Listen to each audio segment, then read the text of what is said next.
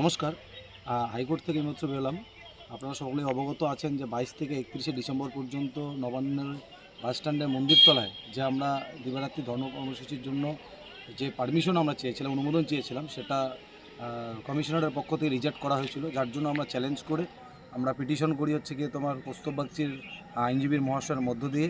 তারপর সেই জায়গা থেকে আমাদের যে বিচারক যিনি আমাদের ছিলেন হাইকোর্টের মহামান্য বিচারপতি শ্রীমতী সম্মানীয়া শুভ্রা ঘোষ মহাশয়, তেনার তত্ত্বাবধানে যে বিচার বেরিয়েছে, যে রায় বেরিয়েছে, তাতে করে আমাদের ৫ দিনের একটা অনুমোদন আমরা পেয়েছি। আগামী ২২ থেকে ২৬ তারিখ অর্থাৎ সোমবার থেকে শুক্রবার পর্যন্ত দিবারাত্রি ধর্ণা কর্মসূচি পাচ্ছি। সোমবারের সকাল ১০টা থেকে ২৬ তারিখে সন্ধ্যা ৬টা পর্যন্ত আমাদেরকে হাইকোর্ট অনুমোদন দিয়েছে কলকাতা হাইকোর্টের পক্ষ থেকে।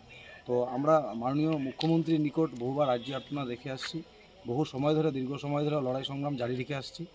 নবান্ন বিধানসভা বিকাশ বোর্ড ডাইরেক্টর থেকে শুরু করে সমস্ত জায়গায় আমরা আমাদের আর্জি বার্তা নিয়ে কিন্তু সংশ্লিষ্ট দপ্তরের আধিকারিকের সঙ্গে বহুবার বসে আসছি, কিন্তু তাতেও কোনো সুরাহার সন্ধান মেলেনি। যে আমাদের যে দাবি ছিল, যেটা মেইন দাবি ছিল 30 days work and 60 years permanent engagement, এই দাবিটা নিয়ে আমরা বহুদিন ধরে কিন্তু লড়াই করলো। সেই জায়গা থেকে আমরা সুরাহার সন্ধান পাইনি বলেই আজকে কিন্তু আমরা বাধ্য হয়েছি, সিদ্ধান্ত নিয়েছি যে নবান্নের যে বাস স্ট্যান্ড রয়েছে, যেখানে আমাদের মন্দিরতলা রয়েছে, সেই বাস স্ট্যান্ডে আমরা কিন্তু আগামী ২২ থেকে ২৬ তারিখ পর্যন্ত দিবারাত্রি ধর্ণা কর্মসূচি কিন্তু পালন করছি। সেই জায়গা থেকে আমরা সেখান থেকে আর্জি আর্তনা রাখছি যে আমাদের পশ্চিমবঙ্গের যে রাজ্যের সুপ্রিমো শ্রীমতী মমতা বন্দ্যোপাধ্যায়, তার দৃষ্টি আকর্ষণের জন্য, তার জন্য আমরা তার নজর কাটতে আমরা বহুবার অবস্থান আন্দোলন সংগ্রাম করেছি এবং আগামী ২২ থেকে ২৬ তারিখ পর্যন্ত আমরা ধর্ণা করার জন্য যাচ্ছি।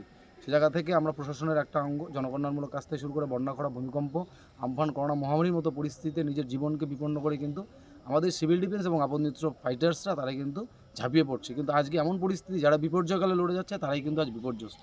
সেজন্যই কিন্তু আমরা আজকে এই ধরনের একটা সিদ্ধান্ত নিতে বাধ্য হচ্ছি।